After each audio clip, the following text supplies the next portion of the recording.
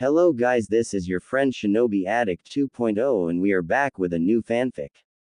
Which is what if Naruto started training with Jiraiya early. Naruto, Jiraiya, Hiruzen, Iruka, 9 Tails Part 1. And if you enjoy this fanfic then please press the like button and subscribe to my channel for more fanfic like this. And now start a fanfic. Hiruzen Sarutobi took another deep slow inhale of his pipe and exhaled it, the plume of smoke rising to the ceiling. It had been a stressful night and he felt the tobacco was well deserved. Not that I wouldn't still be enjoying it regardless, he thought. Interrupting his thoughts on self-indulgence, was the feeling of a large and familiar presence incoming. He signaled to his Anbu behind him to open the window in preparation. The chakra he was feeling was significantly agitated. This wouldn't go well. In the blink of an eye, a man with a large frame and long white hair filled with spikes was standing rigidly in front of his desk. Ah, Jiraiya. Welcome home. Has your research been going well? Hiruzen questioned the Sannin with an even tone. Cut the shit, sensei. Hiruzen didn't flinch at his student's response outwardly, but the words had their affect. He knew Jiraiya would be in a bad mood, but he was in more trouble than he had initially thought. Very well. You may see the boy as soon as we are done here, but first I would like to brief you detail. His circumstances are extenuating and difficult. He's been living alone the last year and a half. The orphanage refused to take care of him properly anymore. The villagers still see him as less than human, not able to look underneath the underneath, and many of the shinobi are still bitter towards him. With each sentence the Hokage spoke, Jiraiya tightened up more and more, shoulders rigid, flexing his hands into fists, his jaw muscles rippled in agitation, and his breath was escaping his nose in noisy bursts, not unlike an enraged bull.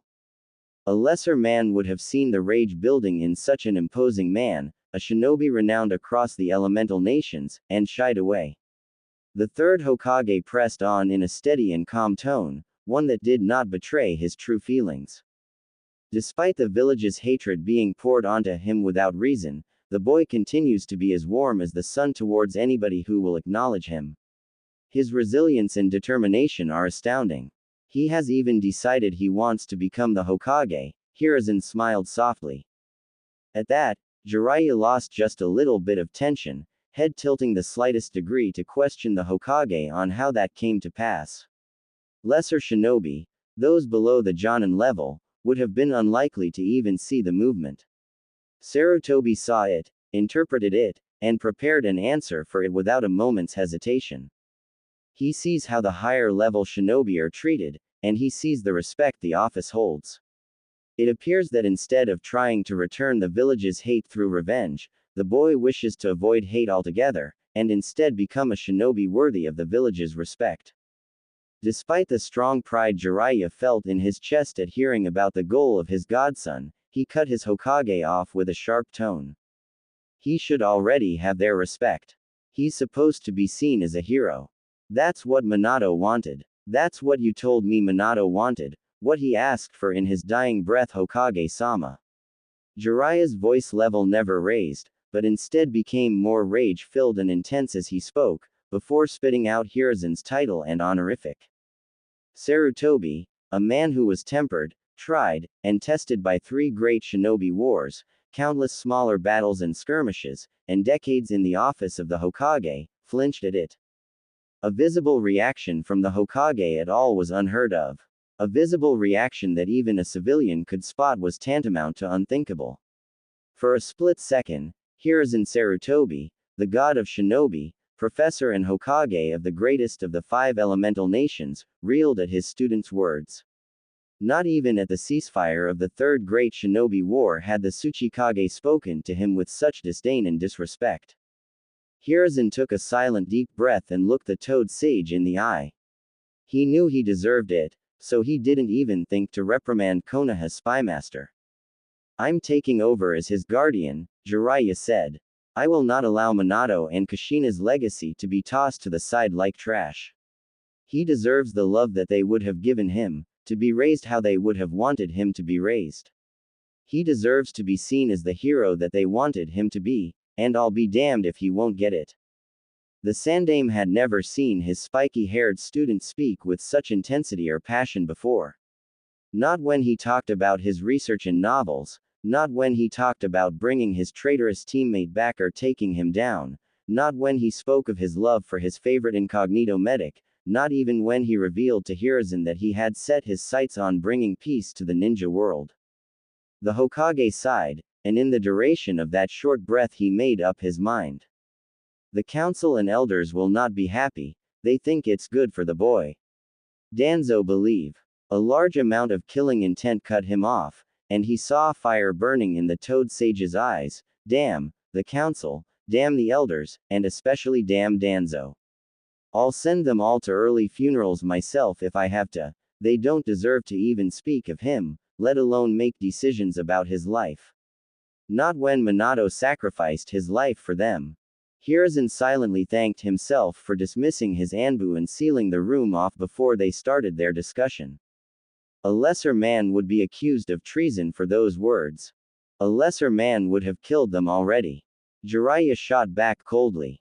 After a few seconds of silent acknowledgement to that statement, Hiruzen questioned his bullheaded student. And what of your spy network? I'll need more help from the Anbu, and a few higher-level Jonin, but I can take him on travels to allied and safer countries, and when my travels take me to more volatile regions, I'll arrange for somebody to watch over him. That's a hefty price to ask of your village, Jiraiya.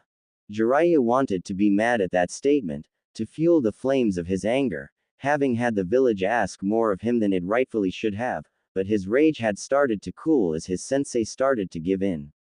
The Sandaime had sacrificed more of his fair share for the village himself, including his wife and more than one son.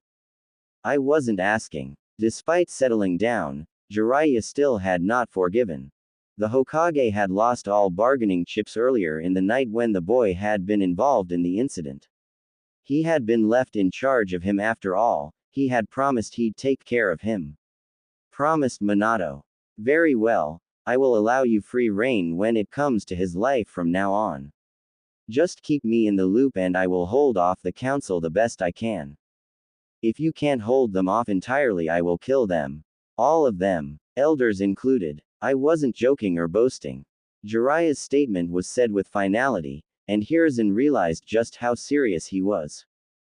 Jiraiya, you know I would have to intervene and stop you unless you had sufficient evidence and reason. Sarutobi reasoned. Assuming I'd cooled down enough not to take you down with them, I would defect, on my honor as the Toad Sage of Mount Myoboku. Hiruzen was, once again, taken aback by Jiraiya's words. Speaking of such things was treason, blatant treason, yet he couldn't find it in himself to even be upset at his student's words. In fact, if the roles were reversed, he could see himself uttering the same words. Not to mention the implication that Jiraiya believed he could win a fight against his sensei and Hokage. I see, Hiruzen replied somberly. Despite your words, I find myself not only okay with them, but agreeing with them. It seems I laxed in my retirement, and still haven't regained my edge since I was reinstated. Jiraiya knew those words were to manipulate him to feel for the old man and his situation, but he let them be. The fact that his sensei was even trying meant that he knew he had messed up. Jiraiya sighed. Sarutobi had tried to pass the hat off a little over 8 years ago, and had tasted retirement long enough to have grown accustomed to it. He knew he didn't want to take the hat back after the Kyuubi attack, but had to due to a lack of qualifying candidates. He knew that he felt as if he had failed by leading the village into the Third Great Shinobi War, failed by allowing Orochimaru turn traitor and escape the village, and now he felt he had failed his successor's legacy. Jiraiya's eyes softened a fraction. The old monkey deserved a break, and the Toad Sage would give it to him. Just not tonight. I don't want your excuses, sensei, I want to see my godson. Very well, I will take you to see him, although he is likely still unconscious, his condition is stable. At the reminder that his favorite student's only son was in the hospital, Jiraiya's eyes hardened once more. And what of the perpetrators? Their heads were rolling even as the message was en route to you. The Anbu who were assigned to his protection detail too. Both of them. Jiraiya relaxed a small amount at that. He might have been angrier than he could ever remember, but he didn't feel like ripping anybody's spine out tonight, and he was happy to hear the Hokage hadn't lost as much of his sharp edge as he had thought. Hiruzen rose to lead his student out of the office after deactivating the privacy seals. The two turned to head out of the office through the doors, another action that showed the seriousness of Jiraiya. He hadn't used the doors in over 30 years, preferring the window due to how badass it is. As they headed out, Sarutobi stole a look at the pictures of the Hokage on the wall by the door, specifically at Minato's. He had failed the village, his sensei, the previous Hokage, and the will of fire that he had inherited from him, failed his student, and failed his successor. It was due time that he rectified that. All of it. Jiraiya, I am sorry. You have shown me how I have failed. I will make it up to you, that is a promise. Jiraiya's eyes softened, almost to their normal state. Thank you, sensei. He threw a punch at the elderly Hokage, just for old time's sake. Hiruzen leaned back, not even moving his hands from where they were clasped behind his back, and dodged the punch, more out of habit and instincts than anything. But I'm still angry, and you owe me one. Hiruzen smiled lightly for the first time that night. I expected nothing less from you, Jiraiya. You have the debt of the Hokage's office to call upon whenever you wish. Naruto awoke in the hospital to hushed whispers. In his experience, hushed whispers were never happy words. Not that it bothered him, he had learned not to be bothered by such boring things at a young age. Instead of conveying all this, he sat up suddenly and shot the medic Nin a devious grin. That earned him a scowl, which he laughed off. A few minutes of having his body checked over with more hushed whispers and mutters that he didn't have the time to pay attention to, and the door swung open on creaky hinges. On the other side, he saw the Hokage followed by a large serious-looking man with white hair who he'd never seen before, but he still felt familiar. Naruto's grin turned into a real smile. Hey Gigi. The old Hokage wore a genuine smile himself. Naruto, my boy, how are you feeling? I feel great, although I'm not sure why I'm wrapped up like a mummy. Jiraiya couldn't hold his scoff in. Sarutobi had given the damage report on the way over, and he was pissed. There's no need to lie, kid. Naruto jumped at the accusation. Literally. The 7.5-year-old leapt up onto his feet on the hospital bed and started bouncing up and down, shaking his fist at Jiraiya the whole time. Who are you calling a liar? I feel perfectly normal. I don't even know why I'm in this stupid hospital in the first place. Jiraiya again scoffed at Naruto. Brat, you broke all 4 limbs, both hands, 8 ribs, your left collarbone and orbital, and your nose. Naruto paused at that and became still for the first time since they entered the room. He tilted his head like he was trying to remember, then suddenly asked, what's an orbital, old man? The orbital is the bone around your eye, Naruto-kun. It's very difficult to break. The Hokage replied to him with a smile. The boy's unpredictability never ceased to amaze him. Oh, sorry, old man, I was talking to the other old man, not you. I must be pretty awesome to have broken it though. The matter of factness that Naruto said this with set an already tense and sensitive Jiraiya over the edge. Who are you calling old, you little runt? Do you know who I am? You're way too weak to be talking to me that way. Jiraiya leaned forwards toward Naruto in frustration. Hiruzen sighed at the stubbornness of Jiraiya, knowing Naruto was his equal in that aspect. This could get ugly. Who are you calling weak? I'm gonna be the Hokage someday. I could take you on right here right now, believe it. Naruto leaned forward toward Jiraiya in anger, butting his forehead against Jiraiya's strange forehead protector. The two butted heads for a few seconds, on the verge of having steam pour out of their ears, before cooler heads prevailed. Or rather, a cooler head. Now Naruto, I'm not sure you're ready to take on one of my students just yet. Naruto backed off at that, but didn't back down all the way. Instead, he eyed Jiraiya as if he was trying to see what he was made of. Jiraiya leaned back and put his hands on his hips, smiling, thinking that his sensei had put his stubborn godson in his place. I think I could take him Gigi, his hair is even whiter than yours. The toad sage sweat dropped at that. After a few seconds of feeling bad for himself, Jiraiya started chuckling, which caused the Hokage to start himself. Naruto looked on incredulously at the fact that he wasn't being taken seriously.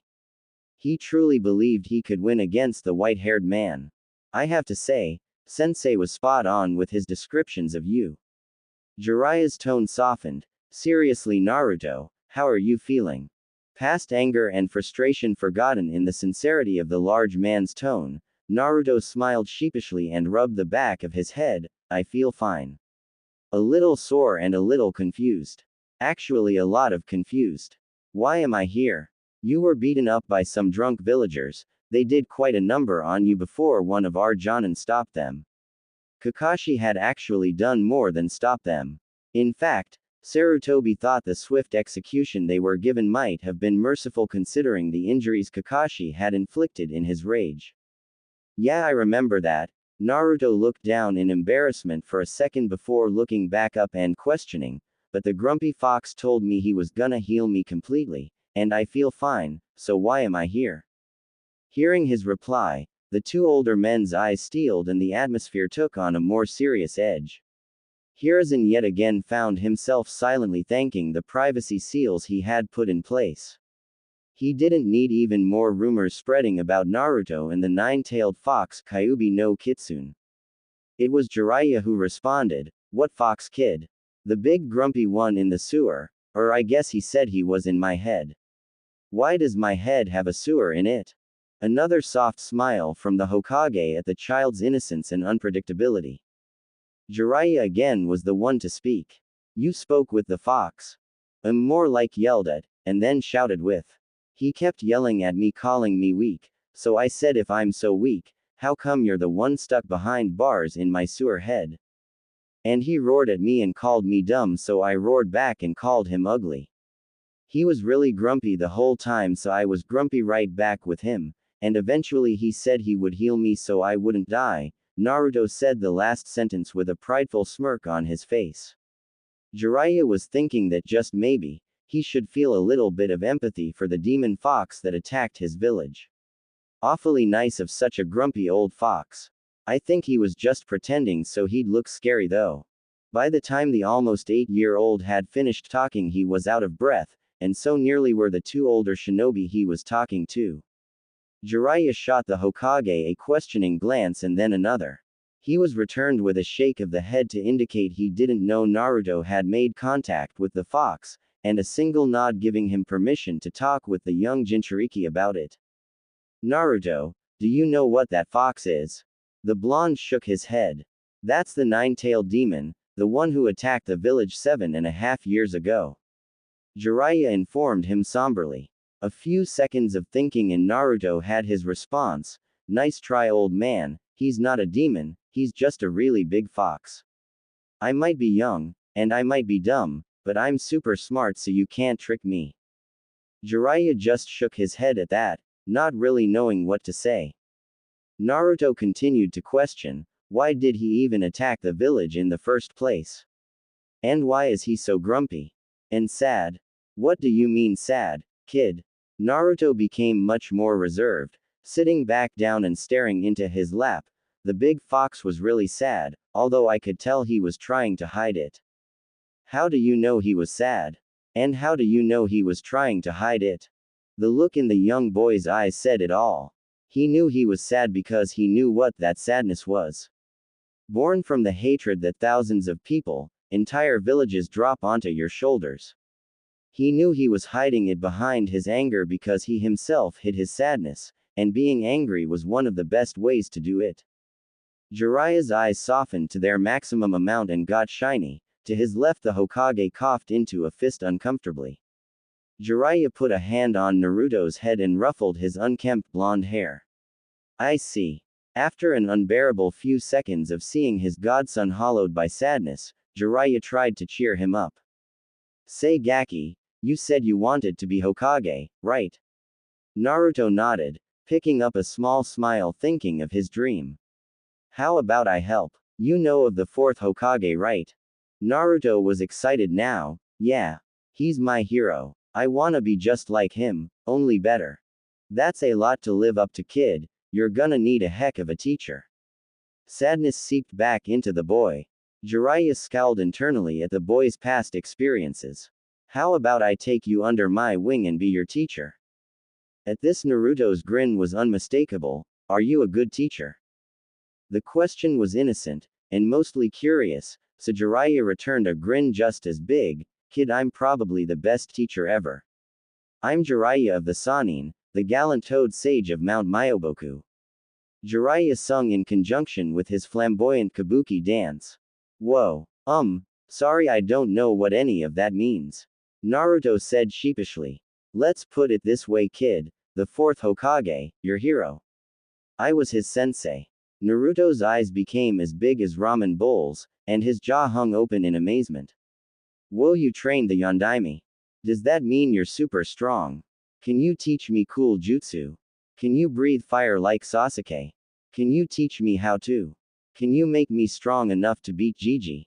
Both of the veteran shinobi were chuckling at the excitement of the young boy, possibly remembering a time when they were also wide-eyed youngsters. I can't promise that last one, but if you promise to work hard, I can definitely make you into a great ninja that the Yondaime, fourth Hokage, would have been proud to have in his village. Hearing that, Naruto's eyes somehow got even bigger, and much wetter. He rubbed them on the back of his arm and noticeably tried to keep them from leaking. Hey, it looks like you already know one of the shinobi rules. A shinobi never cries, because it won't get him anywhere, Jiraiya said, and Naruto nodded. Can I tell you a secret though, just between you and me? Another nod. It's okay to cry when you're happy. I've even seen the Hokage, both third and fourth, do it before. Naruto looked up at him in awe and nodded again. The tears silently started spilling out of his eyes. Sarutobi looked on, seeing a boy who had known so much sadness and hate, and had shouldered such a large burden for the good of the village. Crying tears of happiness brought a warm feeling into his heart. Hope. He hadn't seen Jiraiya like this since Minato's death. He himself hadn't felt this light since before he reclaimed the hat. Maybe this little blonde ball of excitement would be the thing that will bring the village together and take them to new heights. Maybe, despite his failure, the child would turn out exactly how Minato would have wanted. It was clear as day that he had inherited the will of fire. Maybe, just maybe, he would achieve his dream and become Hokage. Jiraiya was thinking similar thoughts. He had vowed not to take another student, and this boy had convinced him, had him excited even, to become his teacher without even asking, with nothing more than his infectious attitude. He thought he would be filled with regret seeing Naruto after what happened, knowing that he could have prevented it. Instead, he too felt hope. Hope that this boy would inherit his will of fire too. Hope that this boy who claimed the Kyuubi, 9 tails, was hiding sadness, and stood up to the demon at 7 and roared back would maybe, just maybe, be the one to end the cycle of hatred and bring peace to the shinobi world. Naruto stood at the main gate, feeling both excited and sad. He loved the Leaf Village. His village. He would miss his grandfatherly figure in the Hokage's office. He would miss the new sensei they got in the academy this year, the one who yelled at him a lot for not paying attention or for the few pranks he had played in class. He didn't have the feeling of hate directed at him though, like the rest of the village did, just sadness, and maybe a little frustration. And he would miss Ichiraku ramen, the best ramen in the whole wide world, which he was sure of despite never having left the village walls. More importantly, he would miss the people within the shop, Tuki and Ayame. They too looked at him with sadness in their eyes, but they always smiled at them and asked how he was. Naruto always gave them his biggest and best smile right back and told them he was doing great, and how could he not be when he was about to chow down on the greatest version of the best food ever invented. It wasn't like when he was in his apartment alone, and the sadness tried to overcome him. Sadness. There was so much sadness around him, and in him. Did he make people sad? Was he the reason that even the people who were nice to him looked so sad? He couldn't remember ever having done anything wrong. Maybe he was doing something that he didn't even notice. He would have to pay closer attention to himself and what he was doing. Naruto was brought out of his thoughts by the reason he was excited. Jiraiya, the old white-haired man, what had he called himself? Sannin, Toad Sage. Naruto still didn't know what either of those things meant. Obviously he knew what a toad was, but what was a sage? And he knew what Sannin meant, but what did it mean to be one of 3 ninja? Weren't there way more than 3 in the Leaf Village? Who were the other 2? Were they also old? He was interrupted by the tall man yet again, this time not by his presence, but by the question that came from behind him. Ready to go, Yaki. Naruto spun on his heel, instantly mad about being called a brat. He hadn't done anything to earn that name. At least not around Jiraiya he hadn't. Who are you calling a brat, old man? Sure he wasn't as old as the Hokage, he couldn't be if he was trained by him, but he was still one of the oldest ninja Naruto had seen, and his hair was completely white. Jiraiya was perplexed. Naruto spun around like he was surprised to see him, not surprising since he had snuck up on him silently. Yet when he turned around, Naruto just looked angry, not surprised. He'd have to check that out later. Instead of showing his surprise, Jiraiya just chuckled at Naruto. He couldn't help himself, his quick temper and developing wit reminded him of another Uzumaki he had known. Okay Naruto, calm down so we can get going. Where's the rest of your stuff? Naruto was confused by that question, he had just about everything he owned in his backpack. Both his spare set of clothes and his pajamas fit in there easily, and he even added in a few cups of instant ramen. Never could be too careful. It's all in my backpack. His confused tone betrayed his thoughts. Jiraiya felt rage boil deep inside him yet again. Maybe he should make a trip to the council and lop a few heads off. It was early morning, he still had time after all. I was just asking so I could show you the first of many things you'll be learning as my apprentice. Naruto lit up at that, which he loved to see, but he still felt guilty. He still hadn't told him he was his godfather, how could he after seeing how he lived? The kid would probably hate him after that. Best to wait till they made it back to the village in a few years. Jiraiya pulled out a basic storage scroll, one of his own making, and showed it to Naruto. Naruto balked at this a bit, thinking he was gonna see a super cool new jutsu that would help him become Hokage. Instead this old man pulled out a scroll. Maybe he was starting to lose it. It's just a scroll, he questioned. Oh ho. But just watch what it does. Here, hand me your backpack. Naruto thought about it for a second, he didn't wanna give up his ramen, but the Toad Man seemed pretty certain and even excited. Plus he had called him his apprentice, that means he would buy him ramen if he destroyed his current stock, right? He slid his backpack off and handed it over. Jiraiya took the backpack and slung open the scroll and laid it on the ground with a smoothness and ease that showed his wealthy experience. He put the backpack on the middle of the scroll where Naruto saw a bunch of scribbling in a vaguely organized pattern. Jiraiya put 2 fingers on a certain part of the scribbles, and suddenly his backpack disappeared in a puff of smoke.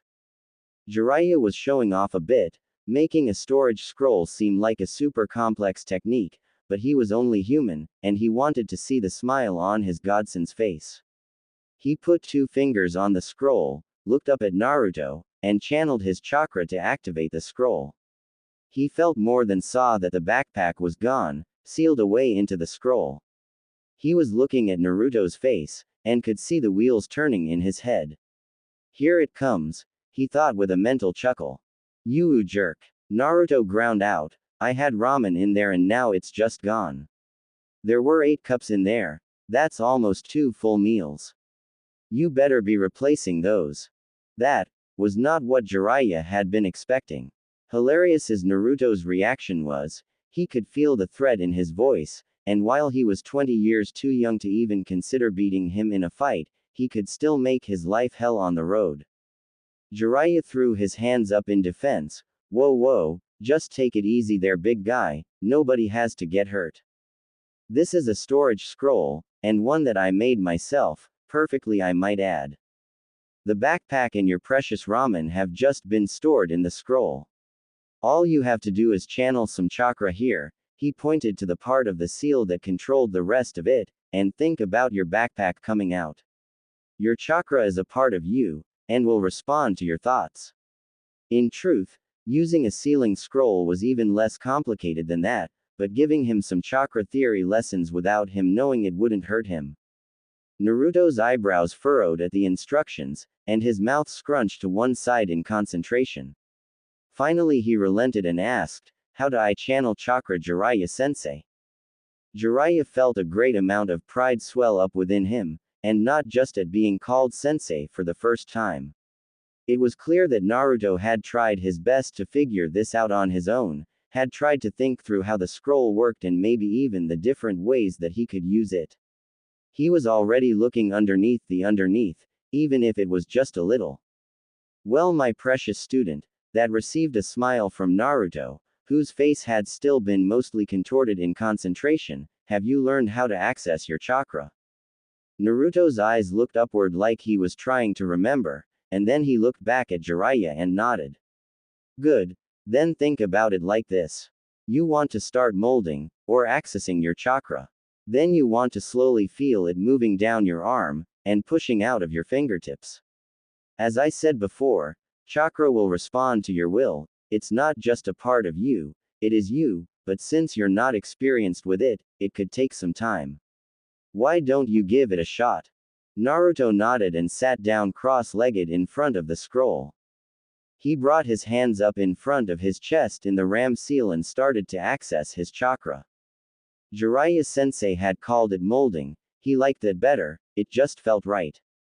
He didn't really feel any change, but he could feel his chakra swirling, so he let go of the seal and placed 2 fingers where Jiraiya had shown him and tried to push his chakra out through his fingers.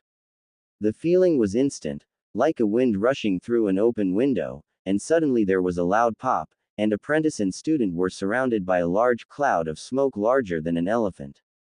Coughing and waving his hand in front of his face as the smoke dissipated, Jiraiya informed his student, "Little too much chakra there, Gaki, but we can work on your control later." Naruto was only half listening. He was more focused on the ramen in the backpack that he was currently hugging and protecting like his life depended on it. To be fair, in Naruto's mind, his life did depend on it. This was ramen. After a few seconds of his precious reunion with the lifeblood that fuels future Hokage, Naruto realized what happened. "Whoa, sensei, I did it. Can you store other things in the scrolls? You said you made this one, can you teach me how to do that? Can you store people in the scrolls? What about chakra? What about buildings? A tree? Can I store my arm in one?" Jiraiya was increasingly perplexed by Naruto's questions. Unpredictable was an understatement, but he was content with the curiosity the boy showed. And he learned to channel his chakra out of his fingers in no time flat, for it being his first go at it. He would make a fine shinobi one day, of that Jiraiya was sure, maybe even a great Hokage too. Ho ho ho, slow your roll there, Blondie, we can get all those questions answered on the road, but we should get going so we don't waste too much time. Plus you probably alerted the Anbu with that giant cloud of smoke, so we should get going to ease their nerves. Have you said bye to everybody you wanted to? Jiraiya kicked himself a little even as he asked the question, knowing he had very few people he could interact with in a positive way. The boy didn't look upset or sad as he had expected though, just like he was in thought. I saw Tuki and Ayame at breakfast this morning. I didn't get to say bye to Gigi or Iruka sensei though. He thought the Hokage would be too busy to say bye to, plus he had seen him last night when he had gotten him out of the hospital.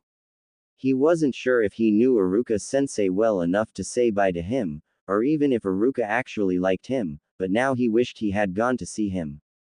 Well, we'll be back before ya know it, kid, so why don't we get going?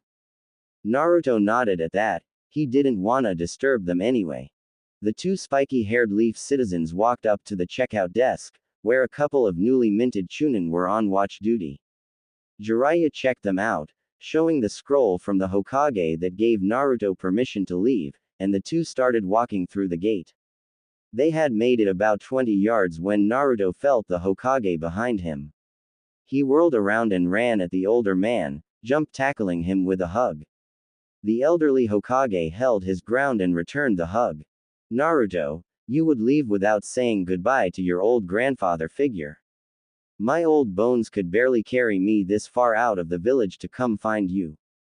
Naruto scoffed at this. Old man, you're the Hokage, that means you're the strongest in the village, that old person act won't fool me. Naruto harumphed, crossing his arms in stubbornness. My Naruto, not much gets by you does it?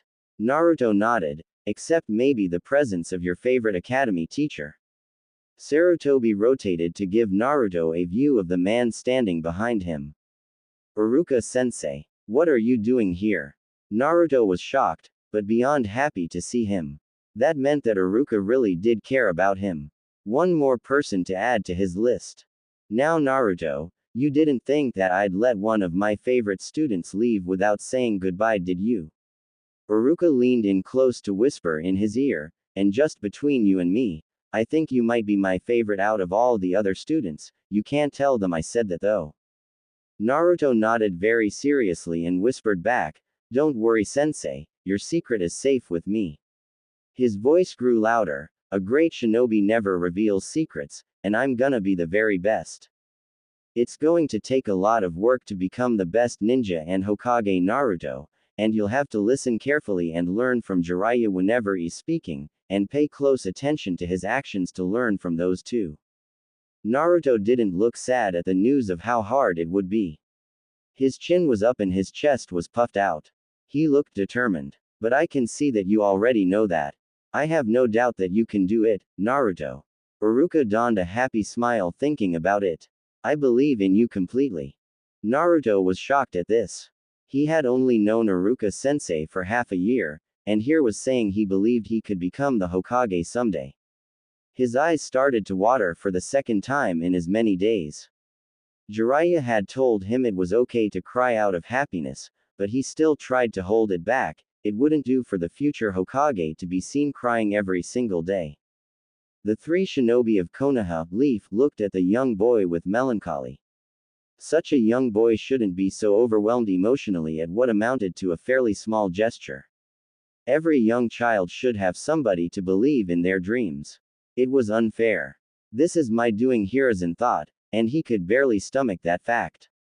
Never again will I allow my inattentiveness to harm this village or anybody in it. Hiruzen interrupted Naruto's emotions before he could let waterworks begin. Naruto, I wanted to give you this. Sarutobi held out a cylindrical tube for him. He had decided last night that it was time the boy knew, and he had been up until the sunrise compiling everything he could for him. That contains a storage scroll, everything in that scroll is yours. Naruto took the scroll and looked it over. The end caps of the tube were red and had a swirling pattern on them, like he'd seen on the vests of some of the older shinobi around the village. The tube itself was also red, with black scribbles that looked kinda like the ones on the inside storage scroll that Jiraiya had given him. Gigi, what are these black scribbles? Jiraiya hadn't told him exactly what they were, just how to work that scroll. Those, Naruto, are characters for fuinjutsu, sealing techniques. When you combine them together, like that, they make a sealing formula. It's an old and complex art, that's very difficult. Not many shinobi practice fuinjutsu these days. Lucky for you, Jiraiya here is likely the foremost practitioner in the elemental nations. Naruto looked at the toad sage in awe.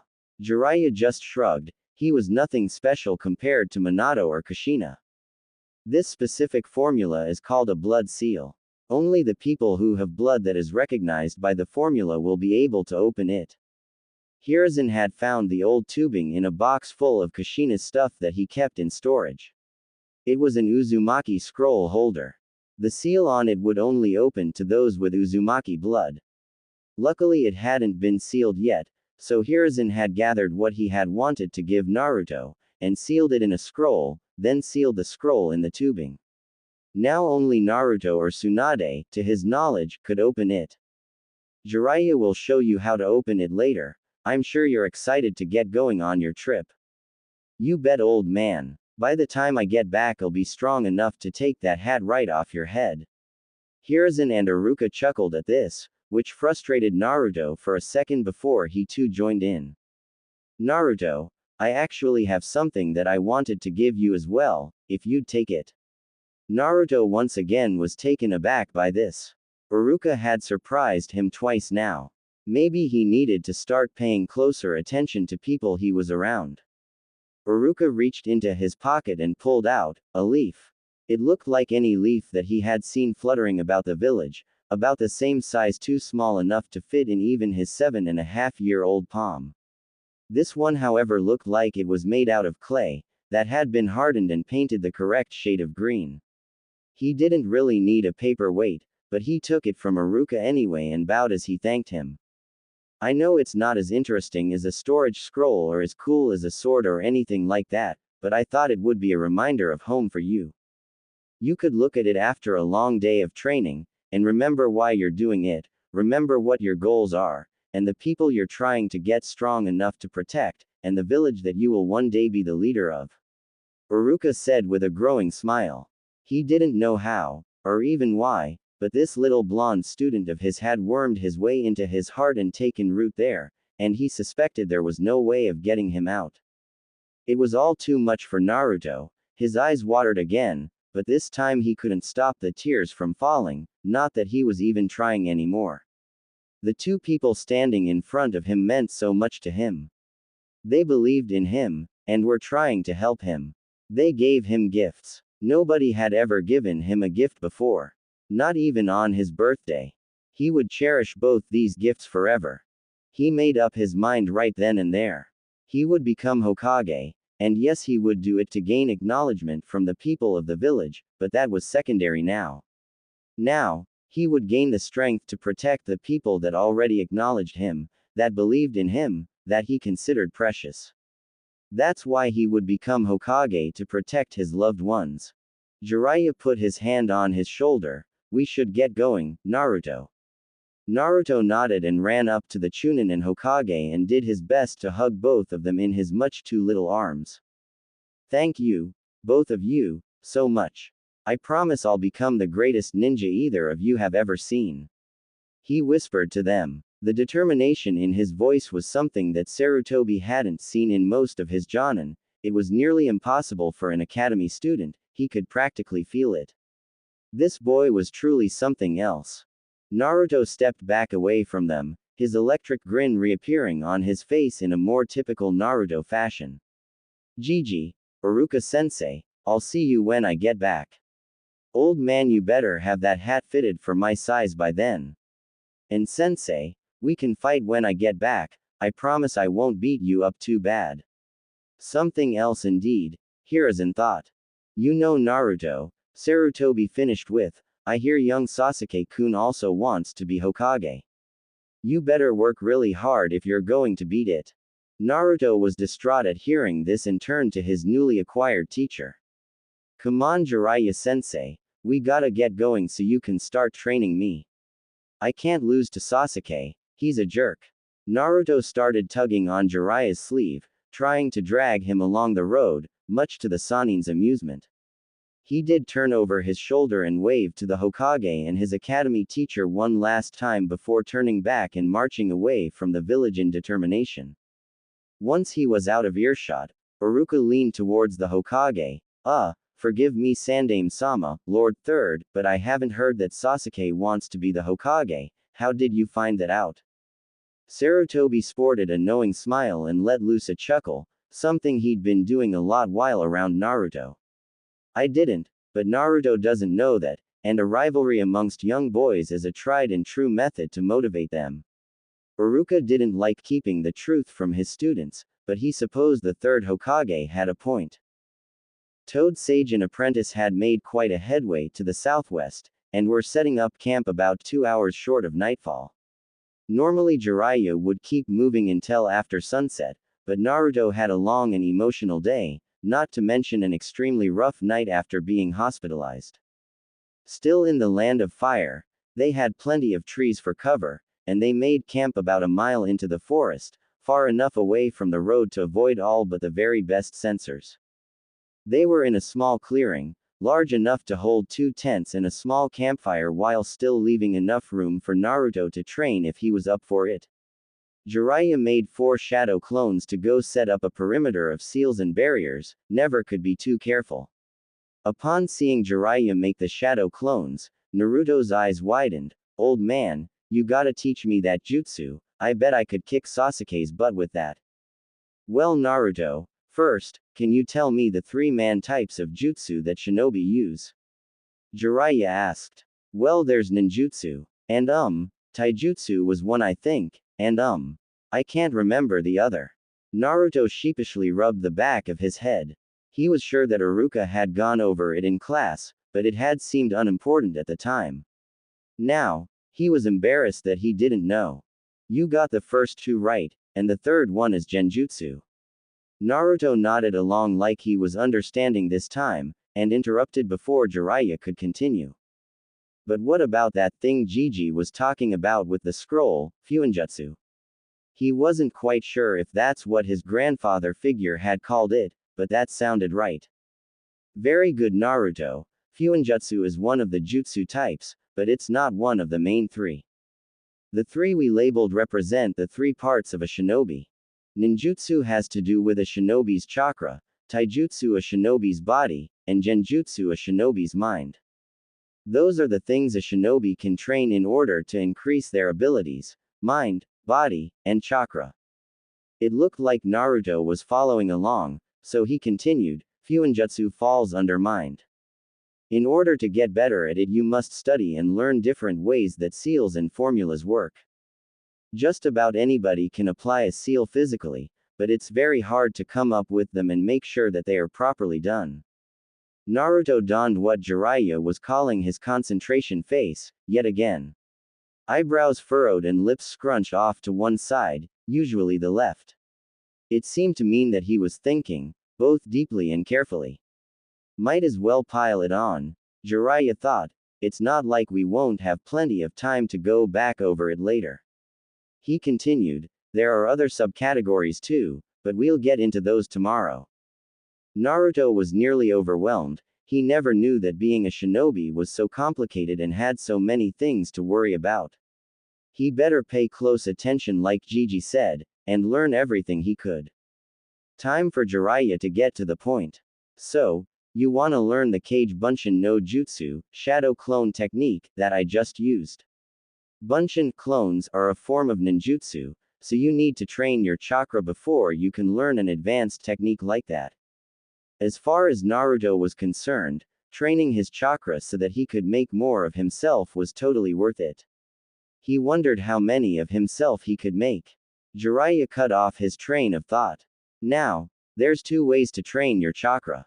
You can either train your reserves, which I don't think will be a problem for you, or you can train your control, which judging by your use of the scroll, is going to be the hardest aspect of your shinobi abilities. Jiraiya finished. Naruto was never one to be told he couldn't do something, so he instantly jumped on the defensive. What do you mean it's gonna be the hardest? It sounds easy, you said chakra is just part of me, like an arm or a leg, right? Then I should be able to control it easily. While this was an oversimplification, Jiraiya was impressed with his thought process and reasoning skills. They weren't nearly as bad as what the reports from his 1.5 years at the academy said. It's not quite so easy, Gaki. Many shinobi train their whole lives, and never master their chakra. Granted, most shinobi didn't live past 20, but Naruto didn't need to know that just yet. And to make things harder for you, you have an unusually large amount of chakra, and if my mediocre sensory abilities are right, your chakra pool is heavily made up of yang chakra. Naruto looked like he was going to ask a question, so Jiraiya cut him off. It was getting late and he wanted the boy to get some training in. A lesson for another day, Naruto. Just know that yang chakra is really dense, and it seems like your chakra has about 10 times more than normal. That makes it much harder to control, coupled with the sheer amount that you have, and it's basically a nightmare scenario. You'll probably never be able to even do genjutsu. Naruto looked quite sad at this. and Jiraiya realized he was laying it on a little thick, and quickly added, "Don't you worry though. There hasn't been a cage that's ever had a small amount of chakra. They all have more than you do right now, they just learn to control it through hard work and tons of practice." Naruto's smile returned. If that's all it took, then he would master his chakra in no time. "Alright sensei, how do I practice my chakra control? It ain't gonna practice itself. And you know what? I am gonna learn genjutsu someday. I don't care what you say, even if you are my sensei, and even if you did train the Yondaime, I know I can do it."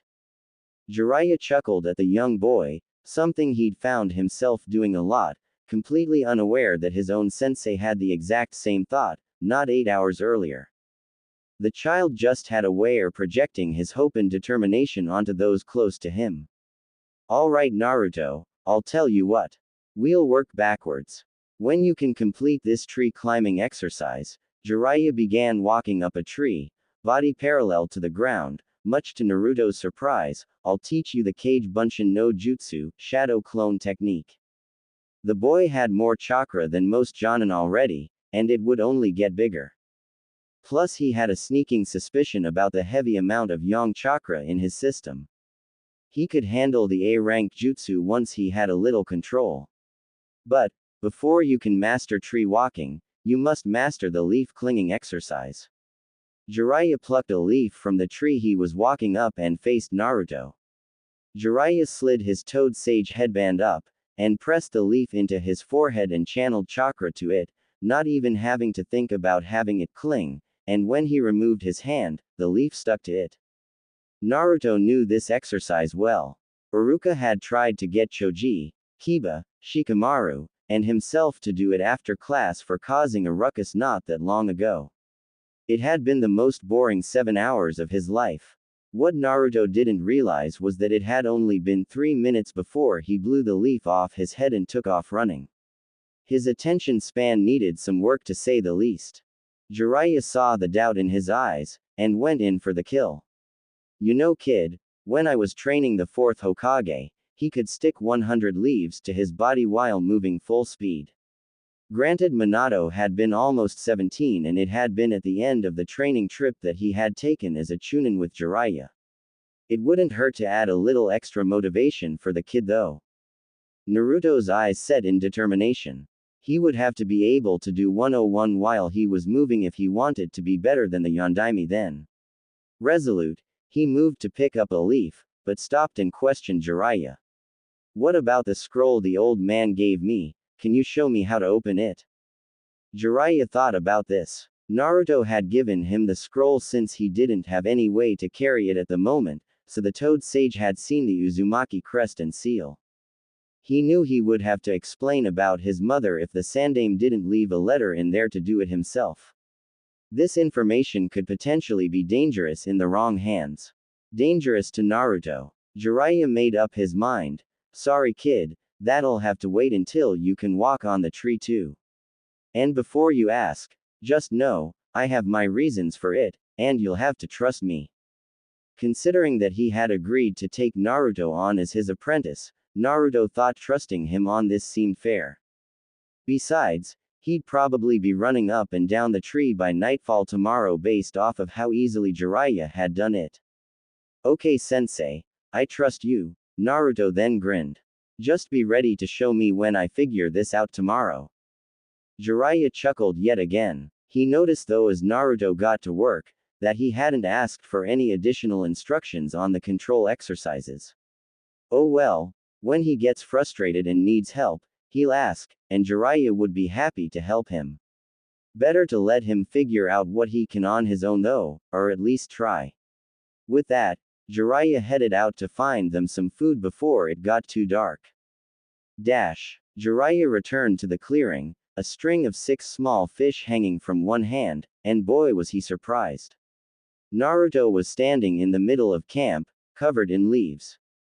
Jiraiya counted 25 on his front side alone, but he hid his shock. He didn't want to give the boy a big head after all. "Sensei, look how many I can do. I'll catch up to the 4th in no time at all haha." Jiraiya was about to ask how he had managed to do it so fast when 12 of the leaves fell off the blonde, and his posture relaxed. Just kidding, hehe. This is a lot harder than it looks. 13 or so of the leaves were still stuck to Naruto, which was confusing to Jiraiya. He questioned the boy, if you were kidding, why are there still leaves stuck all over your body? Oh, these ones are clinging using the tried and true lick and stick method. Naruto demonstrated his words by picking up one of the fallen leaves, licking one side, and sticking it onto his skin. Now that Jiraiya looked, every leaf that was still attached was on exposed skin. So what about those? He pointed to the leaves that had fallen on the ground. Well, those are the ones that I stuck with my chakra. That was the training exercise, right, sensei? Jiraiya was once again surprised, but he still wasn't sure that Naruto had actually done it. Not that the exercise was difficult, but the boy wasn't even 8, and he clearly hadn't been able to do that many leaves when he had left. Why don't you peel off the stuck ones, and show me how many you can stick with chakra? Naruto nodded, and started picking off his lick and stick leaves. When he tossed them all to the side, he moved to a nearby tree and grabbed a handful of fresh leaves before coming back to Jiraiya. Naruto started to move to lay down, before he was cut off by the Sannin. What are you doing there, Gaki? Getting the leaves in place obviously, old man. Naruto replied before laying all the way down on his back. He then started placing the leaves over his body in even increments until he had about 15 laid out. He closed his eyes, and made his concentration face, willing his chakra to hold the leaves in place.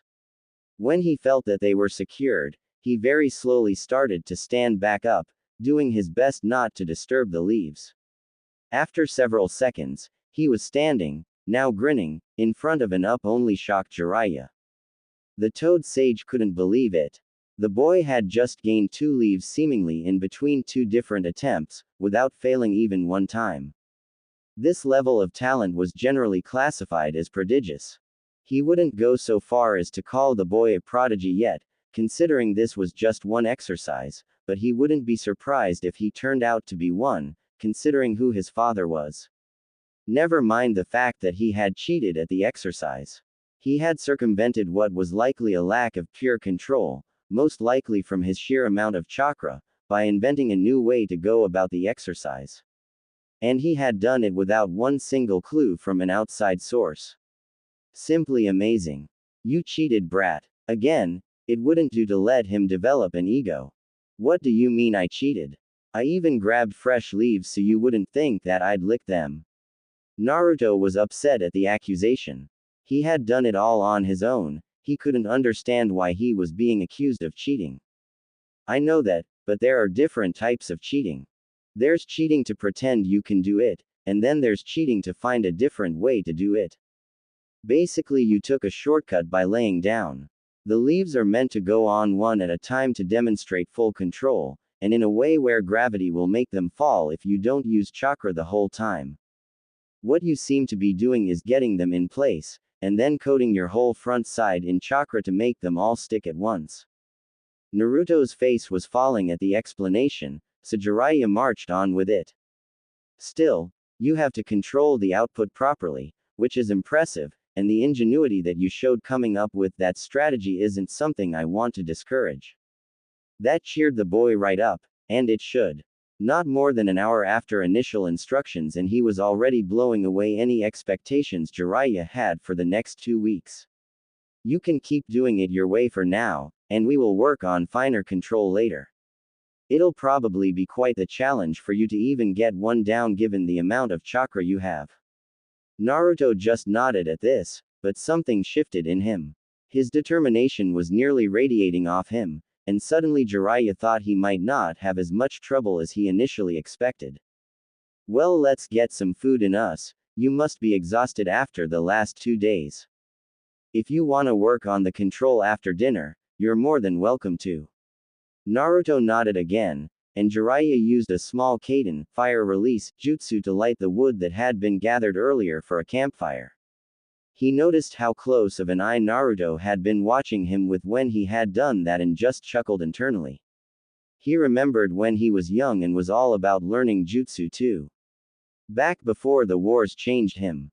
Naruto watched as his white-haired sensei sharpened a stick with a few quick movements and a kunai, and proceeded to stick the 6 fish onto it, making a kebab of sorts. As Jiraiya put the fish over the fire like a rotisserie, Naruto went over to his backpack and grabbed 2 cups of the ramen that he had brought with him. Hey old man, can you possibly boil some water for this ramen? Jiraiya nodded, but asked, do you really need to eat 2 cups? If you only brought 8 of them you'll run out in another day or 2. I'm only eating 1, the other one is for you. Naruto replied quietly, if you want it that is. Jiraiya knew that for whatever reason, this was a big deal for Naruto to be sharing his ramen. Sure I do, thanks Gaki. You're welcome geezer. Jiraiya let the nickname go this time. As Jiraiya prepped the meal, Naruto stopped paying attention and picked up 2 leaves. He stuck out his forearm and put both the leaves on top of it, one on his wrist by his hand, and the other right by the crook of his elbow, almost on his bicep. He tried to channel chakra only to the one on his wrist, and when he felt like he had it, he turned his arm over, letting gravity take hold of the leaf higher up on his arm. Only it didn't. Despite being nearly a foot apart, both leaves stuck fast to his arm. Dismayed, he cut the chakra to his arm and let them fall to the ground, and took the now cooked fish and ramen that Jiraiya was offering him and began eating. Do you know what shinobi means to be a shinobi, Naruto? Naruto thought about this for almost a whole minute, taking a few more bites of the bland fish before answering. Well, Gigi is the Hokage, the strongest shinobi in the village, and he always says that the whole village is his family and that it's the Hokage's job to protect them all. He said in a quiet seriousness, so I guess protecting your loved ones is what it means to be a shinobi, he finished. Soon Jiraiya would have to adapt to the constant unpredictability of the boy, or else his newest student would start to think of him as a fool with how often he was caught off guard. Not that Naruto was seasoned enough to tell when he was, but it was good practice regardless. That's one hell of an answer Gaki, but it's not quite right. Naruto donned his frustration face, a very similar look to his concentration face, but his brows furrowed a little more, and his eyes held a different kind of fire. Jiraiya marched on. To be a shinobi means to endure. It's not about how many jutsu you have, or how cool the ones you have are. It's not about killing, or even fighting, and it's not even about protecting your loved ones or clients either. Being a shinobi is about enduring anything that is thrown at you. It's about having guts, the guts to give it your all, get knocked down, and give even more the next time. It's the guts to never give up. Jiraiya was speaking with more and more intensity and passion, but now calm to a slow and serious drawl.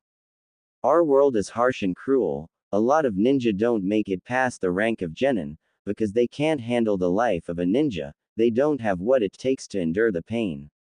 There hasn't been a kage, alive or dead, who didn't have to endure hardships that would break most jonin. If your goal is to be Hokage, I just wanted you to know that. There are no shortcuts, it will be hard, and at times, it will suck, but enduring it will make you that much tougher, that much stronger, and that much more capable. Jiraiya was finally finished. The speech might have been a little rough for a boy that age, but he saw greatness in his future, and he wanted to make sure that the blonde terror lived long enough to realize it.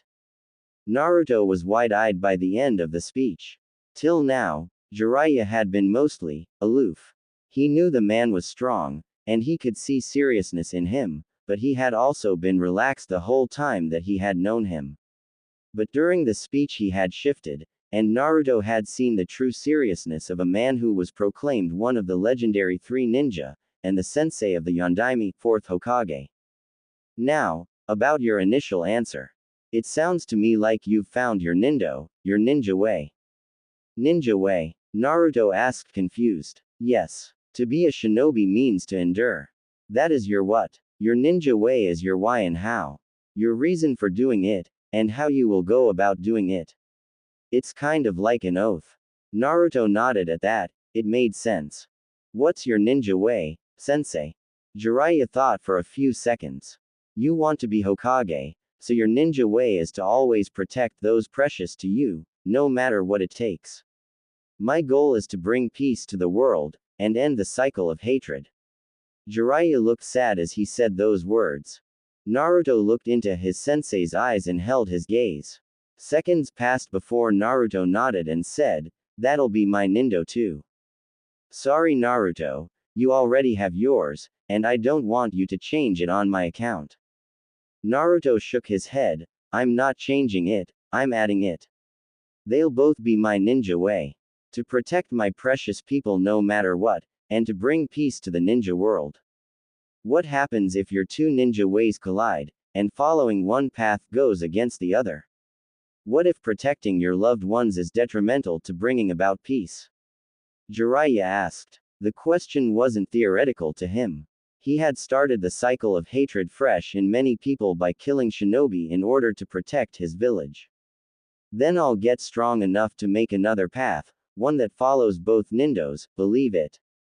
Determination radiated from him once again, and Jiraiya found himself believing the boy. You are something else, you know that. He turned around so the boy wouldn't see the single tear streaking down his face. Get some sleep, kid, we have another long day of travel tomorrow. Jiraiya ducked into his tent and within 30 seconds, Naruto could hear him snoring away. Must be an elite shinobi trick to be able to fall asleep that quickly, Naruto thought before he silently picked up the 2 leaves he had been working with. If he was gonna be strong enough to protect his new sensei, Sarutobi Jiji, Tsuki, Ayame, and Iruka sensei, he'd better get to work. Jiraiya awoke to sunlight streaming in through the opening in his simple tent. He stepped out of it and into the fresh morning air. Taking a deep breath, he moved to Naruto's tent to wake him, only to find it empty, and from the looks of it, completely unused. Foregoing basic means of search, Jiraiya closed his eyes while making the ram seal, reaching out with his senses. It didn't take long to find Naruto's massive reserves, although they did feel quite depleted. Moving to the east of the clearing, Jiraiya walked about 200 feet into the line of trees. There, he found his student passed out snoring, in perhaps the most uncomfortable position to sleep in possible. Laying at the base of the trunk of a large tree, there was drool coming out of the left side of his mouth, and a snot bubble moved in tune with his light snoring from his right nostril. Yep, that was the 4th Hokage's son all right. Jiraiya examined the area a little closer. Many of the trees had varying sizes of bark splintered off. Given yesterday's training, he assumed the boy had been attempting the tree walking exercise. What's more, the tree he was laying under didn't have a single mark on it. That meant that he'd either fallen asleep before he could attempt to walk on it, or he had the exercise down. Knowing Naruto for a grand total of a day and a half, Jiraiya was absolutely positive that there was no chance he fell asleep before completing it enough to at least cling to the tree. The hyperactive blonde was too determined to give in that easily, and Jiraiya knew the speech he had given him had only fanned the flames of his determination. Deciding it was best to let him rest, Jiraiya sent a pair of shadow clones to pack up camp while he ran through a familiar set of hand seals. Summoning jutsu, Jiraiya said. A puff of smoke revealed a toad of about human height, albeit much wider. Gamma, this is my new apprentice that I sent word about. He seems to have overworked himself training last night. Mind giving him a ride for a few hours so he can catch up on sleep? The toad croaked once, which Jiraiya knew meant yes. He picked Naruto up easily, and secured him on his favorite summon's head. He was appalled at the makeup of the boy. He was nearly all skin and bones. What little muscle he did have was strong, probably a side effect of having the Kyuubi sealed inside of him. That would have to be one of the first things he would rectify. He couldn't handle the type of training that Jiraiya knew he would soon be begging for if his body lacked proper nourishment. His charge secured, Jiraiya headed back to camp to grab the sealing scrolls his clones would leave, with Gamma and Naruto in tow. It was nearly noon when Naruto finally awoke with a groan, sunlight beating down on him. Welcome back to the land of the living, Jiraiya let out cheerily. What happened, Gigi? Where are we? Jiraiya did not miss what he knew was Naruto's affectionate nickname for the Sandame. I thought Sarutobi-sensei was Gigi. Don't worry, I'm sure Gramps will like his new nickname just as much as the old one. Haha. Well, as long as you call him Gramps, I'll be alright with old man. Jiraiya shouted out lightheartedly. As for what happened, I was hoping you could tell me. I found you outside of camp passed out under a tree. You had a sizable dent in your chakra reserves too. Jiraiya decided to let the boy brag a little bit, so he tossed him an easy question: how many leaves can you stick to your body now? Just 2, and even that was insanely hard. Naruto sounded exasperated. Though 2 leaves in one day really wasn't that bad at all, progress was progress after all. This wasn't the answer Jiraiya had been expecting, however. Only 2, huh? I thought you'd have been able to do more than that by now. Jiraiya decided to push a little bit. Well, it's really hard to keep them in spot without using chakra all over my body. Naruto said, clearly frustrated. Plus, it takes more focus to keep my feet stuck to the tree, and I kept dropping leaves and having to walk back down to pick them up and start over again. It was so slow going. Naruto complained. There was the surprise that Jiraiya was already beginning to expect each time he spoke with the boy. Going from 0 to 2 leaves in one night was something a fairly talented older academy student could do. For someone his age to get down tree walking in one night was bordering on prodigy. But he had seen Naruto struggle to narrow his chakra to even half his arm. With the amount of chakra he had, even Jiraiya was impressed. Well, why don't you walk me through how you got to where you did, and maybe I can help you increase that number. Naruto proceeded to clue in his sensei on his late-night training. Flashback. Naruto had been at it for about an hour when he finally turned over his arm, and one of the 2 leaves on it floated to the ground. Yes, he half shouted, the word dying in his mouth when he remembered his new sensei was sleeping in the nearby tent. He wasn't sure he could contain his excitement the more he advanced, so he decided to move a little farther away from camp. Once he was far enough away, he proceeded to continue the same exercise, however this time, he added another leaf between the 2. His goal was now to get the leaf in the middle to fall, and the 2 on the ends to stick when he turned his arm over. It took him about half an hour to get this down. The better feel he got for it, the quicker he seemed to pick up the next step. When he got to holding 5 leaves, and dropping 5, about 6 hours after Jiraiya had gone to sleep, he decided it was time to give tree walking a shot. He didn't really know how many leaves he would need to be able to stick before he would be able to walk up a tree, but he was too excited not to try.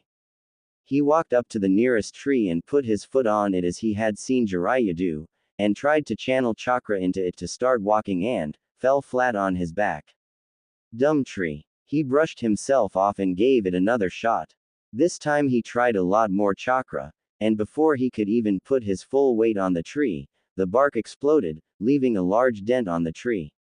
He rested his hand on the tree as he thought. Channeling chakra for the leaves hadn't been too hard, only condensing it to a small area had been, and no matter how much he used, the leaves never exploded. He had even gotten to the point where he could easily stick a leaf on the end of each of his 10 fingers. He found channeling chakra there even easier than it was to channel to his arms. He guessed that made sense though, he was much more used to using his hands for finer control over things like chopsticks than he was his arms. And my feet, he thought. All he used those for were walking and running really, maybe even the occasional jump if he was excited. He looked at the tree in front of him and decided to try his hands first. Reaching up, he channeled chakra into his hands, and stuck them onto the tree. He then flexed his core and bent his knees so that he was just hanging by his chakra-stuck hands. He made it a few seconds before his control slipped enough for him to lose his grip and he fell. The next time he tried it, he made it 30 seconds. The third time he had lost count at 2 minutes and let go because it became boring. This threw him into deep thought.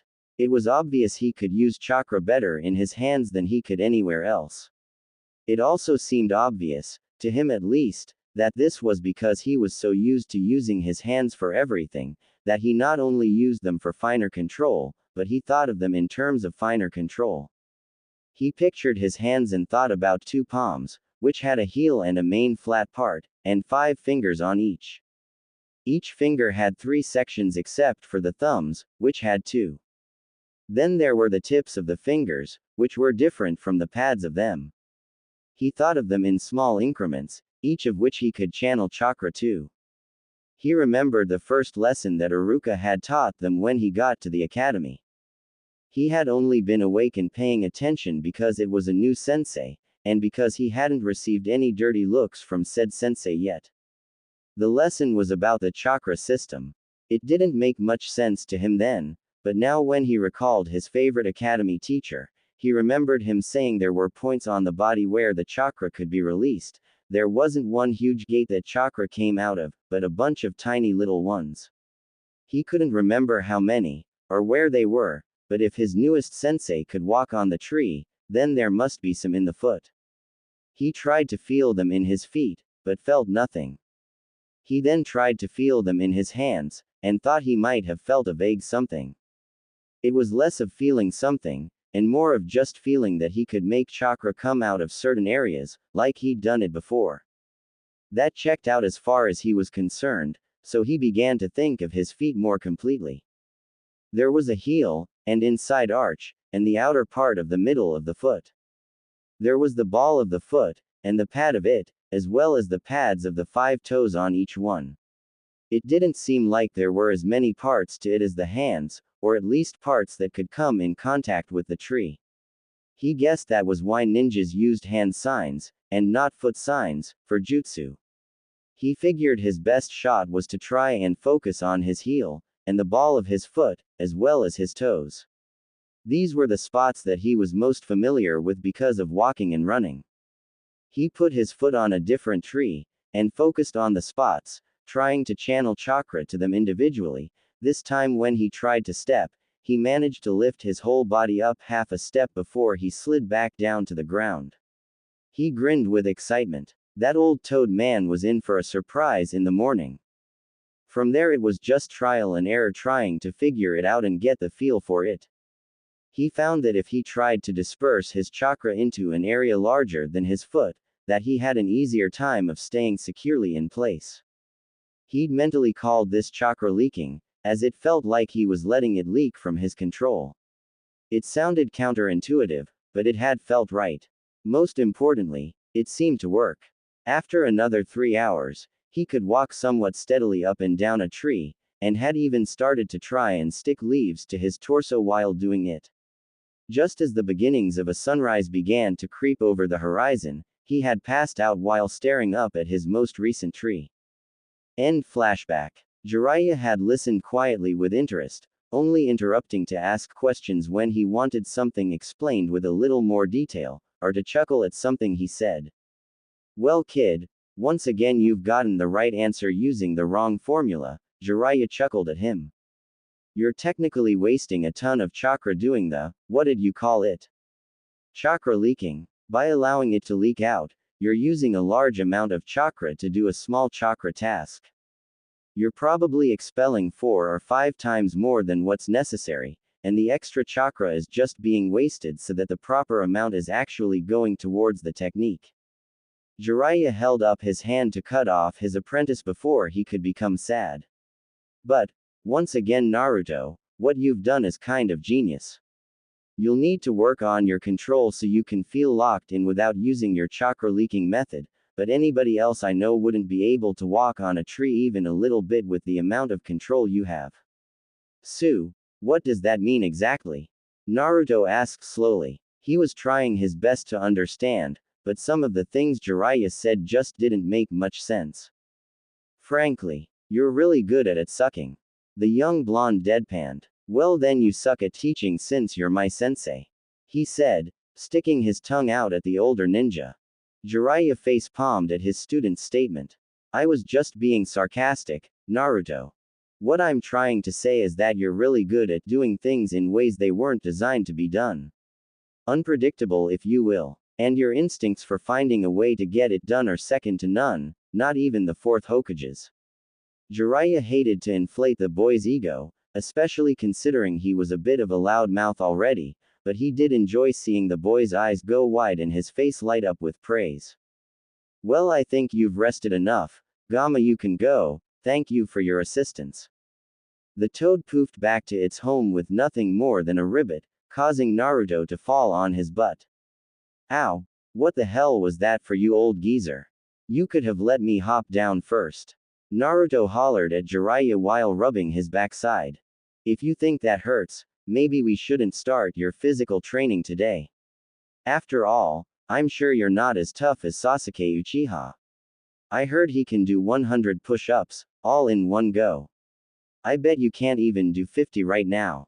Naruto had steam pouring out of his ears by the end of Jiraiya's taunting. Instead of trying to argue with the old man, Naruto wordlessly stared him down with all the might he could muster at 7.5, and slowly dropped to the ground and began doing push-ups, right in the middle of the road. No kid, I didn't mean to do it right, oh whatever, let's see what you got. That's 88.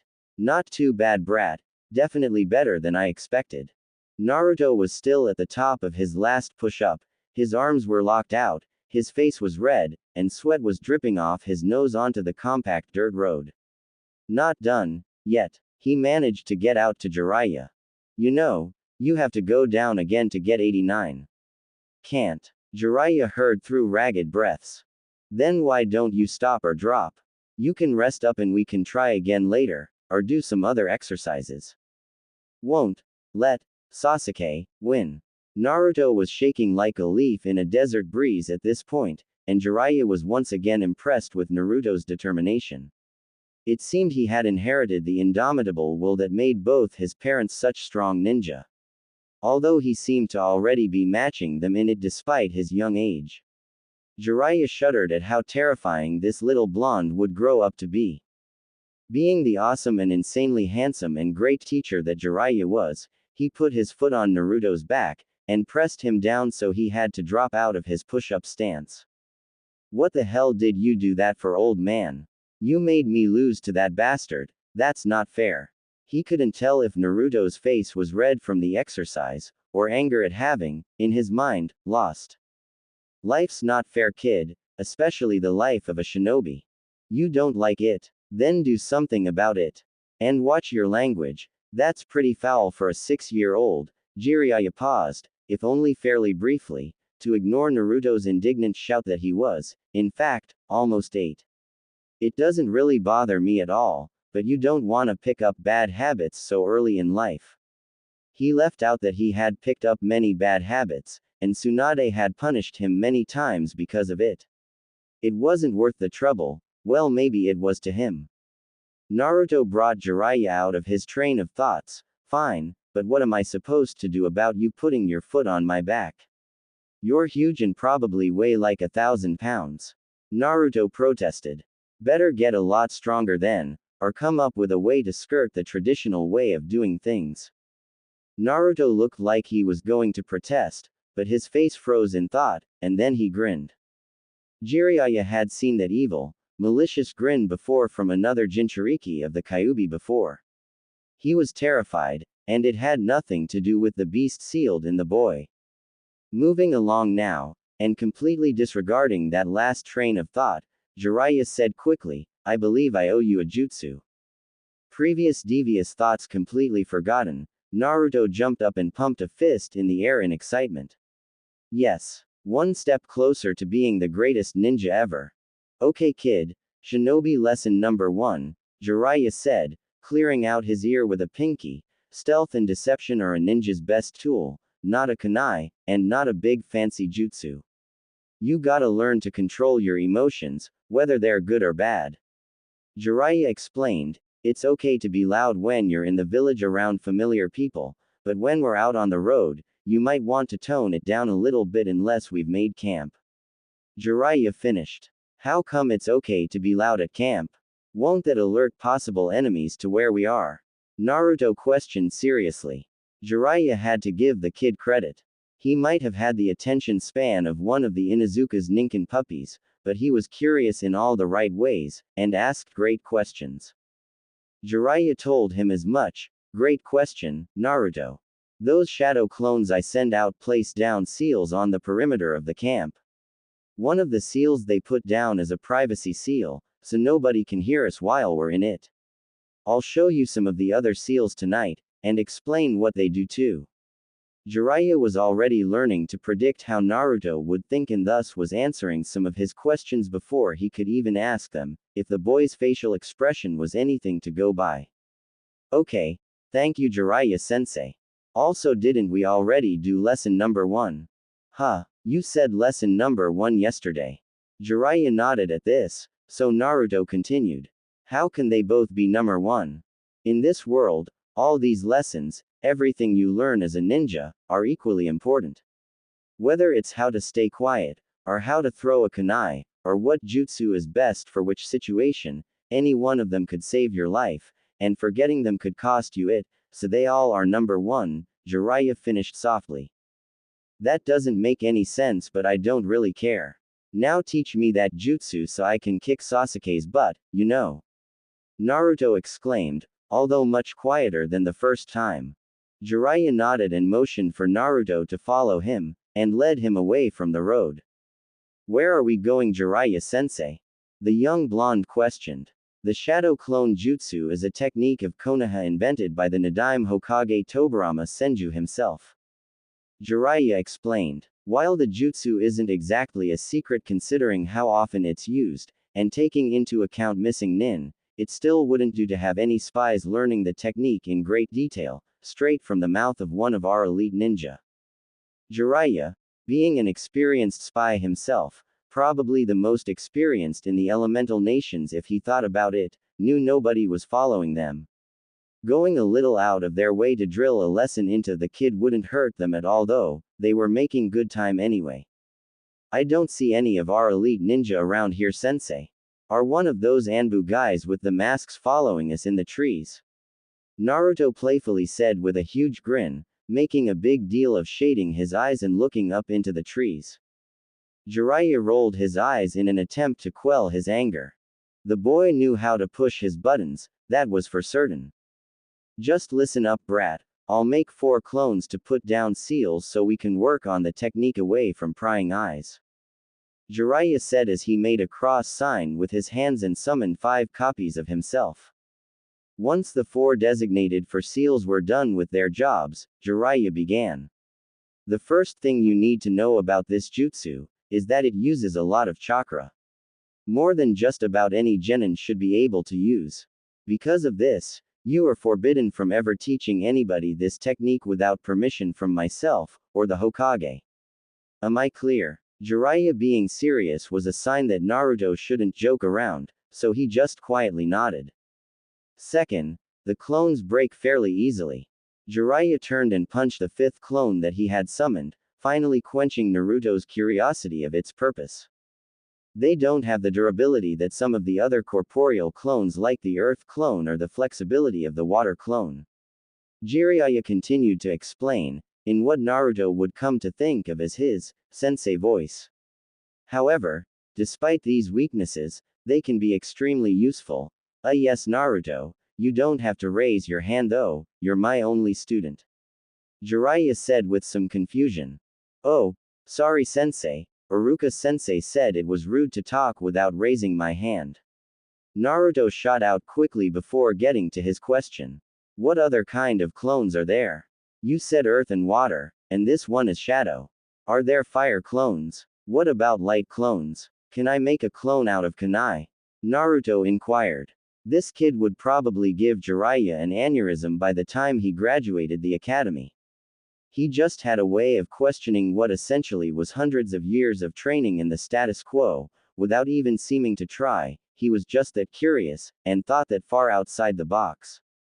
Actually there was no box in Naruto's brain, it was more like a 100-sided object that was continuously shifting. Jiraiya thought some more before answering. You ask some good questions, kid. And they were good, and Jiraiya would definitely be looking into the last one that he had mentioned. Stupid kid geniuses. Fire clones, as far as I know, are too unstable and too damaging to themselves to be of any real use, or even be considered a technique. Wind clones would be even harder to control, and potentially dangerous to anybody using them if they burst at the wrong time. Jiraiya was more thinking aloud here than responding to Naruto. A lightning clone is an existing jutsu, and quite a dangerous one at that, especially in the hands of Kakashi. I suppose you could make a kunai clone, although going about it would be difficult, and I'm not sure what its use would be. The first Hokage was an avid user of wood clone, and of course there's the Academy standard clone, which is more of a genjutsu really. I suppose you could make a clone out of anything really, whether it's worth it or not just depends on the chakra cost, and the abilities of the clone. Jiraiya concluded. Sensei. Yes, Naruto. I think I'm gonna need a notepad or something, that's kind of a lot to remember, isn't it? Naruto questioned. It was less of a lesson, and more of satisfying your curiosity, but you can't use notes in the field, kid, we will go over it as many times as we need until you know it by heart. We can revisit clones later during a chakra theory lesson. For now, it's time to teach you the shadow clone jutsu. Naruto was bouncing up and down, almost vibrating at this point. Come on, sensei, let's do this. Jiraiya chuckled and nodded. Alright, brat, for starters, I'll only allow you to try and make one until you get better control of your chakra. I don't need my own sensei mad at me if you end up killing yourself on your first real jutsu. The blonde paled at this, but his face never lost its determination. The hand sign is real simple.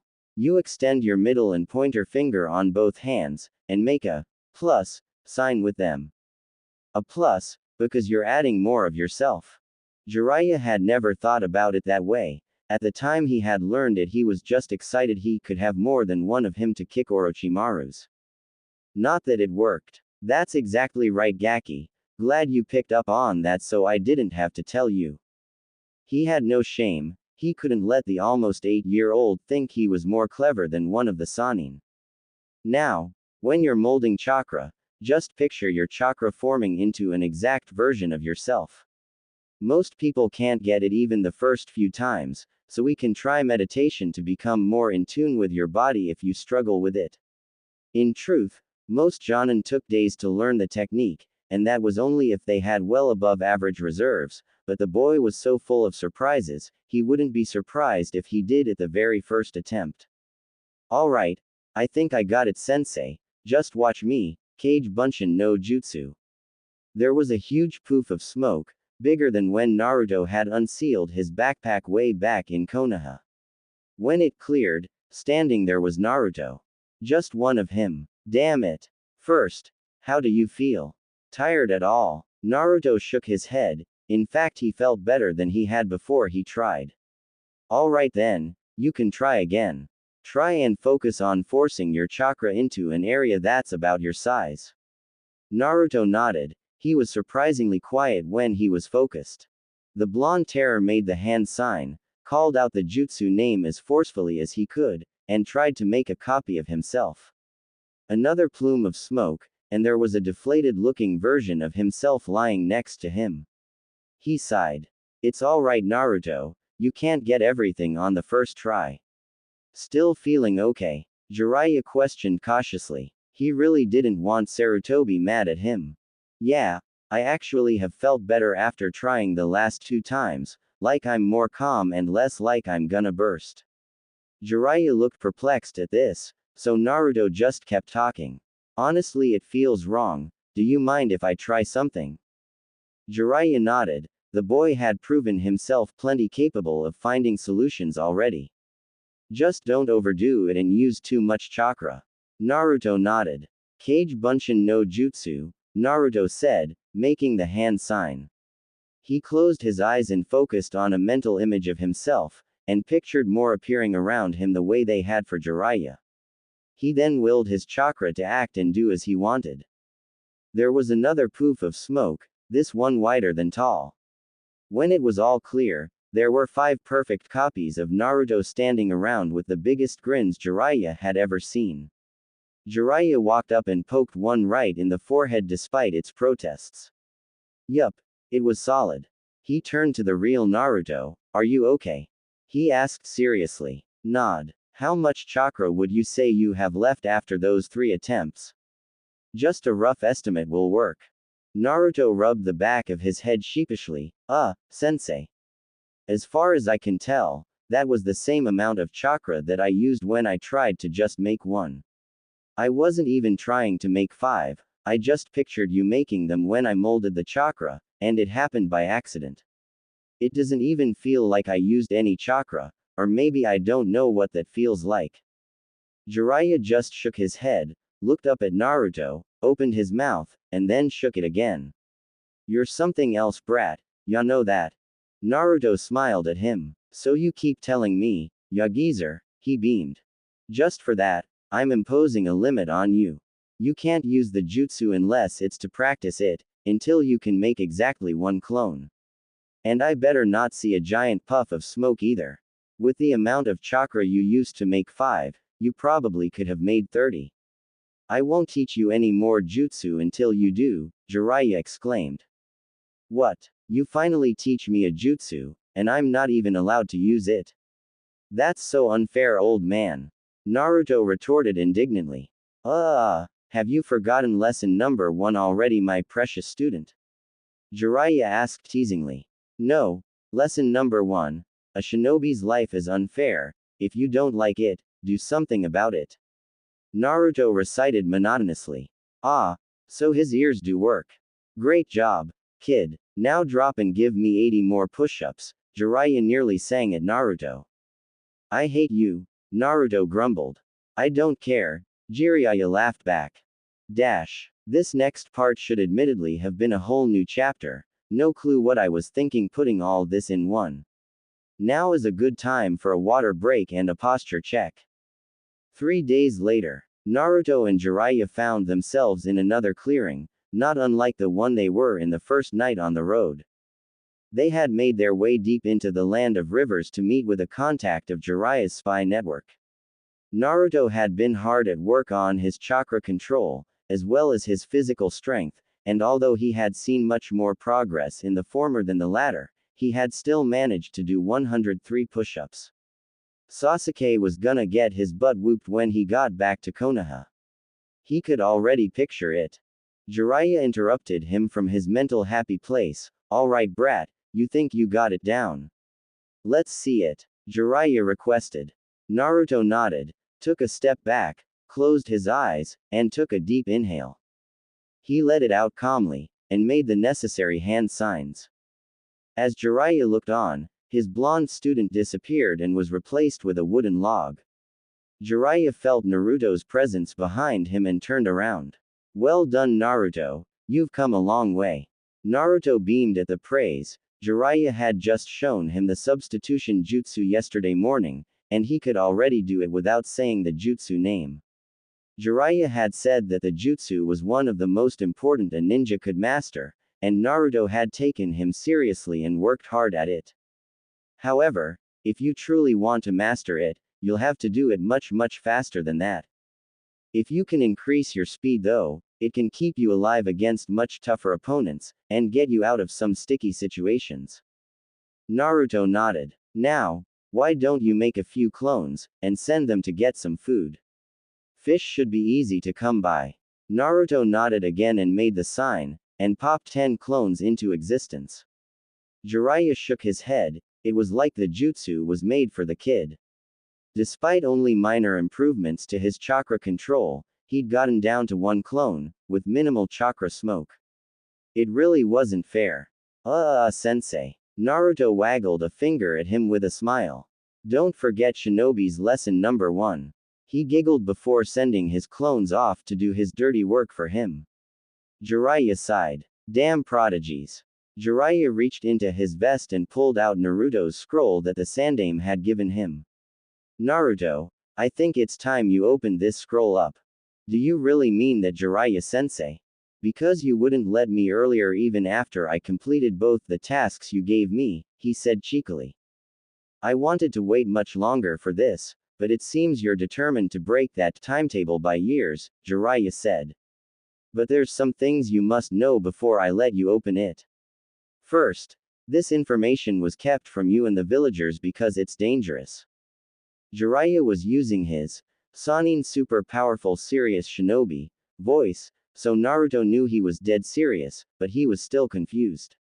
Knowing who his mother was is dangerous. Jiraiya seemed to catch onto his train of thought, and continued. Both of your parents were powerful ninja, and they both racked up quite a few enemies in their time as Leaf Nin.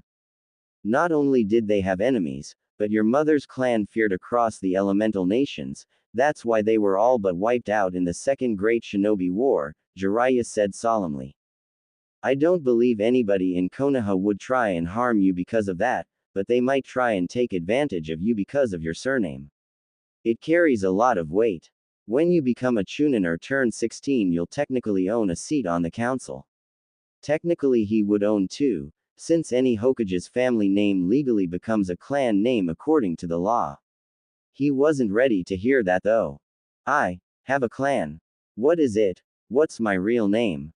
Naruto didn't know what to think, didn't know what to feel, and his face betrayed that. There was a swirling hurricane of emotions written all over it. Uzumaki. That hasn't changed. I know they told you that it was just a random name given to some orphans, but you're the one and only that's in Konoha. But they're all gone now. Naruto squeaked out. Jiraiya nodded, and then elaborated, I'm sure there are others out there, maybe even a few that carry the name, but the clan and village are gone, Jiraiya said sadly. Naruto nodded, eyes still down in sadness. Do you think I could rebuild it when I become Hokage? I think you can start even before then. After you open this scroll, you'll be considered a full-fledged Uzumaki, and when you return to Konoha, your status as an heir will be solidified. Naruto was pleased at that, but couldn't find it in him to feel excited. Jiraiya handed over the scroll. The swirls on the end caps are the Uzumaki clan symbol.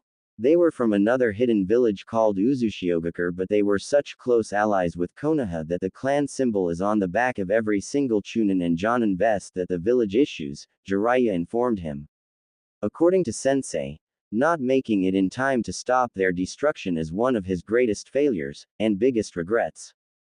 Naruto nodded. How do I open it? It's a blood seal. Anybody with Uzumaki blood just needs to run some over the seal, and then channel chakra like I showed you on the storage scroll, and it'll open. Jiraiya pointed to where he needed to channel chakra. Naruto bit his thumb like he had seen Jiraiya do when he summoned one of his awesome toads, and ran the bloody digit across the seal.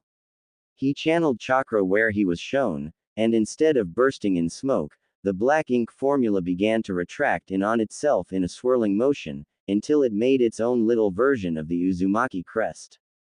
Naruto gripped the left cap and twisted. It came off fairly easily, and when he looked inside, he saw a large storage scroll, with a much smaller one next to it. He pulled both of them out, and opted to unroll the smaller one first. On the paper he found his surrogate grandfather's writing.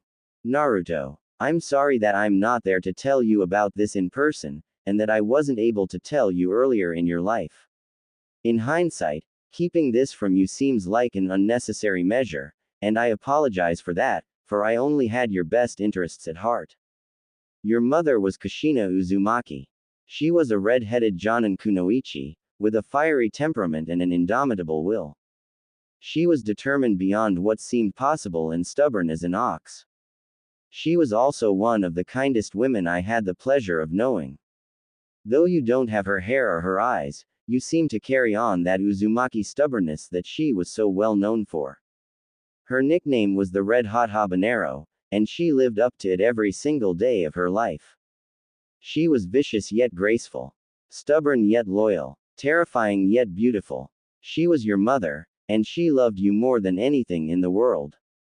More than life itself. I cannot go into detail about the situation.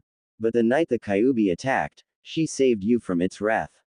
She loved you so much, that she sacrificed her life, so that you could live yours. You may have felt lonely all these years in the village by yourself, but just know, you've never truly been alone, because she's a part of you, and always will be. I have included a picture of her in the small seal at the bottom of this scroll, as well as her necklace that she wore every day, on or off duty. Though the pendant that was on it broke, it is a piece of her that you can wear to remind you of where you come from. Perhaps we can find you a pendant to go with it. Inside the larger sealing scroll is every piece of Uzumaki history, artifacts, techniques, pictures, and anything else I could find within Konoha, as well as locations that you could potentially find more, though I wish that you let Jiraiya dictate when you go to those locations so that you are safe. I do hope you can forgive me for holding out on telling you this and giving you your inheritance for this long. I see you as my first grandson Naruto, and just like your mother, I love you very much. Sincerely, the Sandaime Hokage, or Gigi, as you call me. Naruto was pouring tears before he even came close to finishing the note. He had a mother. She sounded so badass and amazing, and it made him so sad that he couldn't meet her, wouldn't ever get the chance to meet her until he too passed. But she had loved him so much that she had died for him. He couldn't believe it, but he was sobbing about it. He wished he knew how to set up those privacy seals so that Jiraiya wouldn't see him like this. It was embarrassing. Jiraiya laid a hand on his shoulder. It's okay to cry, kid. Remember the very first thing I taught you. It's okay to cry if you're happy. Shinobi lesson number 0. Naruto nodded, but didn't stop sobbing. Your mom was truly one of a kind, just like you. You remind me of her every day, and she would be so proud of you, it would be unbearable to be around. She would tell everyone in a 10-mile radius about how great you are, and she'd beat anybody who disagreed into the ground. Naruto laughed at this, but it came out as an awkward sob with a lot of snot thrown in. I'll go check how the clones are doing with food and give you some space. I won't be far. Holler if you need me. You remember which part of the storage seal to open it? Naruto nodded. Getten.